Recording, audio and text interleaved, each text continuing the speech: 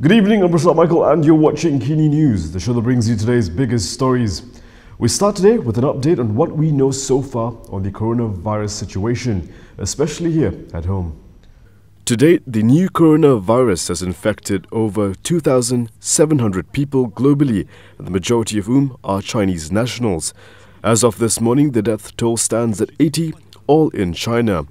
There is no medicine or vaccine available for the new virus at this point. However, the Health Ministry is doing what it can at entry points to make sure detection takes place quickly. Health Minister Dr Dzulkefly Ahmad visited KLIA and KLIA2 this morning to inspect how prepared we are. To date, Malaysia has confirmed 4 positive cases, all Chinese nationals in Johor. Suspected patients are being monitored and treated in isolation. Jumlah cumulative case patient under investigation dengan istilah PUI ya. Jangkitan 2019 novel coronavirus adalah 37 kes, di mana 18 adalah warga Malaysia. The Health Ministry has urged Malaysians to avoid unnecessary travel to China for the time being. The possibility of restricting visitors from China is also on the table, with Dzulkefly saying he would suggest a move to the Home Ministry. No doubt people are worried about the coronavirus, but spreading false and unverified information is not only counterproductive, it's actually a crime under Section 505 of the Penal Code. While there are efforts underway to develop a vaccine for the new coronavirus, no vaccine in the world will solve the issue of false viral information. Sangat mustahak sebab yang di-Tuan Agong juga yang menyebutkan perkara ini dalam titah baginda supaya kita sentiasa mendapat maklumat yang sah daripada sama ada Perdana Menteri, Timbalan Perdana Menteri dan juga saya sendiri sebagai Menteri Kesihatan dan juga KPK, KKM ya. Meanwhile, Police and the Communications and Multimedia Commission (MCMC) said today that they have identified 4 individuals to be probed in relation to spreading fake news on the coronavirus. Kita akan menerbitkan satu senarai segala laporan palsu, ya, fitnah. InsyaAllah akan kita keluarkan dalam waktu yang terdekat. Pihak KKM, UKK dan AGC kita akan keluarkan dan kerana terlalu banyak. In a joint statement, the authorities warned irresponsible parties against spreading unverified and fake news regarding the matter on social media, including the online messaging platform. The statement warns that action can be taken under Section 505 of the Penal Code, where those found guilty would be jailed up to 2 years or fined or both. Things aren't looking good for Yusof Rauta as defamation suits pile up against him. At a press conference 2 weeks ago, Muhammad Yusof Rauta welcomed PKR President Anwar Ibrahim's defamation suit against him. Anwar wants to sue me? Bring it on.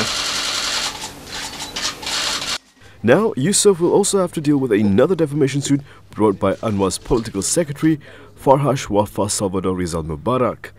During a press conference on December 4th, Yusof not only claimed that he was a victim of indecent exposure, molest and a lewd proposal by Anwar, but also that police purportedly did not take action over his police report accusing Farhash of assaulting him at Anwar's office in Petaling Jaya in May last year. The video recording of the press conference by Yusof was also uploaded on a Facebook account titled Solidarity for Muhammad Yusof Rauta. This comes after the Attorney General's Chambers said it won't be charging Anwar over the allegations made by Yusof due to lack of evidence.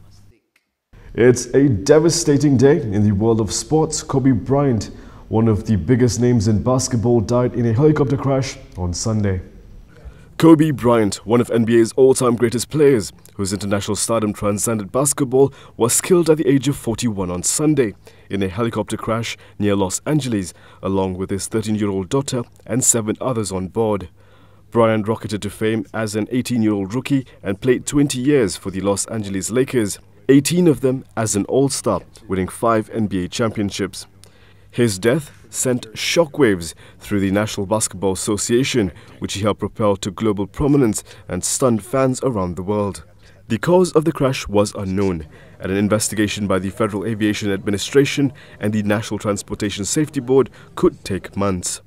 Bryant was known since his playing days to travel frequently by helicopter to avoid the Los Angeles area's notorious traffic.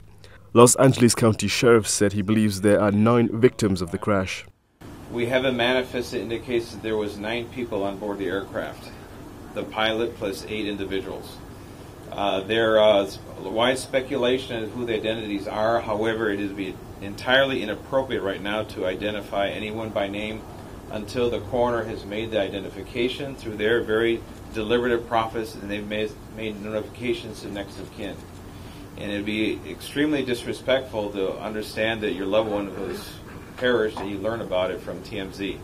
Stunned fans gathered near the Lakers' home arena, the Staples Center in downtown Los Angeles, surrounding a wreath with the message, quote, "Kobe, we love you, rest in peace." Malaysia has suspended all immigration facilities for Chinese nationals from Wuhan district and Hubei province as part of the government's efforts to contain infection of the new coronavirus, and Hong Kong has done the same. Residents of China's Hubei province, where the new coronavirus outbreak was first reported, will be banned from entering Hong Kong from Monday, as China tries to halt the rapid spread of the outbreak. China's cabinet also announced it will extend the week-long Lunar New Year holiday by 3 days to February 2nd, and schools will return from their break later than usual. Health authorities around the world are racing to prevent a pandemic of the virus. The mayor of Wuhan, which is the capital of Hubei province and at the epicenter of the outbreak, said he expected another 1,000 new patients in the city, which was stepping up construction of special hospitals. The newly identified coronavirus has created alarm because much about it is still unknown, such as how dangerous it is and how easily it spreads between people. It can cause pneumonia, which has been deadly in some cases. China's National Health Commission Minister Ma Xiaowei said the incubation period for the virus can range from 1 to 14 days, during which infection can occur. The Lunar New Year holiday, traditionally celebrated by hundreds of millions of Chinese traveling around the country and abroad to see family, began on Friday, but has been severely disrupted by the outbreak. Ma said China would intensify its containment efforts, which have so far included transport and travel curbs and cancellation of big events. The virus, believed to have originated late last year in a seafood market in Wuhan that was illegally selling wildlife, has spread to cities including Beijing and Shanghai. Coming up next, can you build your own car? Well, one young man has done just that. Need some personal space in a crowded city like Tokyo? Get yourself a capsule. All that and more after this.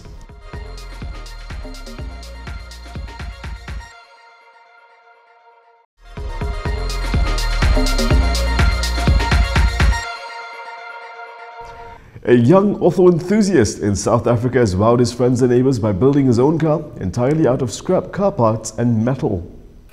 20-year-old Mokgadi Mokaba was born and grew up in Limpopo province, a place synonymous with poverty and unemployment in South Africa, spent 1 year constructing a car entirely out of scrap car parts and metal before it was finally ready to hit the road.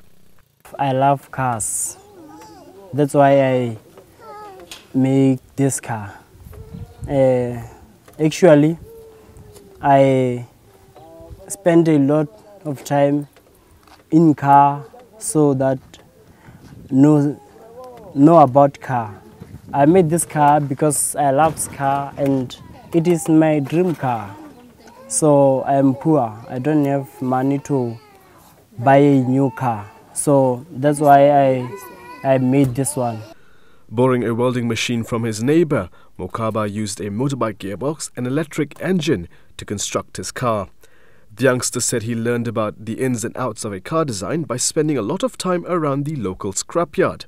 Despite financial problems, Mokaba turned his childhood dream into reality with determination and hard work. He used his mother's cart to sell firewood to make extra money, so he was able to buy scrap parts. I take iron in scrapyard and materials, buying. Some people give me Many people were surprised about me building a car because there is no one who would ever think of building a car around my neighborhood. They were surprised and blown away. Hey, just some others laughing. Some people were laughing and others were shocked.